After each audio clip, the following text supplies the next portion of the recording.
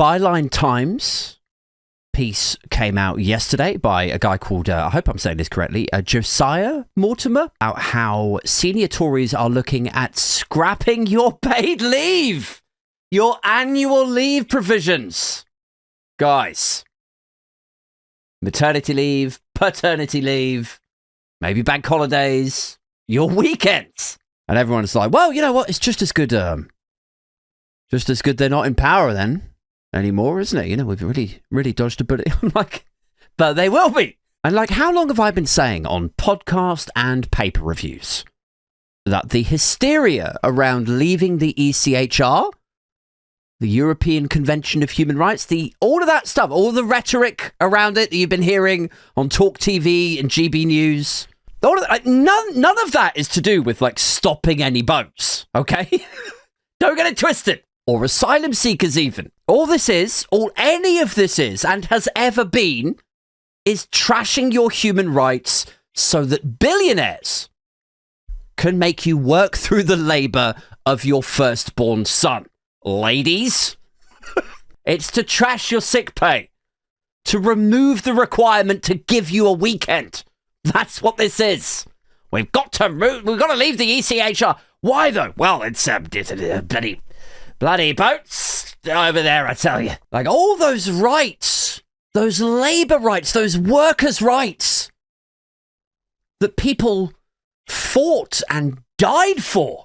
The Tories and Reform, by the way, when they do inevitably end up in a coalition of sorts together, the same generation who this lot endlessly lionise whenever they're talking about the war, the bloody war, right? That generation would turn in their fucking graves if they saw this lot goose-stepping past the cenotaph to remove your workers' rights. They would roll over in their fucking graves. But yes, anyway, they will absolutely look to do that, to remove your weekend, to remove your paid leave.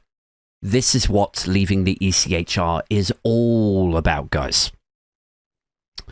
I mean, they'll style it, won't they, as a boat, asylum, Rwanda thing to begin with. They'll start off by saying shit like, you only get, you still get 3 weekends a month. Your 3's all right, though, isn't it? 3 weekends. Don't be greedy. Don't be entitled, Gen X, Gen Z, millennials. I'm Isabel Oakeshott. I'm Nick Ferrari. I'm Darren Grimes. I'm Julia Hartley fucking Brewer. And I tell you what, as a journalist, sometimes I work right the way through the weekend, and it's never done me any harm. So that's why I think Aldi and Lidl should be able to force you to work at least 2 weekends of just 2. You can still have 2 for yourself.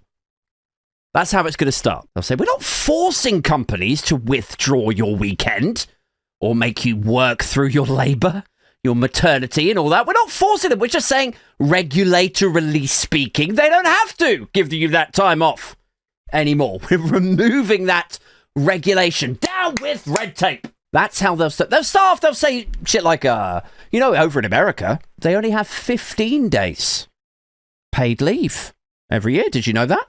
And look at their economy, just booming along, isn't it? Good old America. Meanwhile, what do? We've got 25 days paid leave every year. That's where we're going wrong, guys. 15 over there. We should do that. They will neglect to mention that America get significantly more long weekends, like bank holidays, than us. They won't mention anything about that. It'll just be like, look at their growth, though. Look at their growth. That's where we're going wrong. We've been too generous here. That's why us and the rest of the Eurozone, like we're sluggishly, we can't keep up with them because we're too bloody lazy. It's a question of productivity, Aid. That's how it will start. It's just 1 weekend a month, Aid. Jesus. Can you work 1 weekend a month for Britain? Just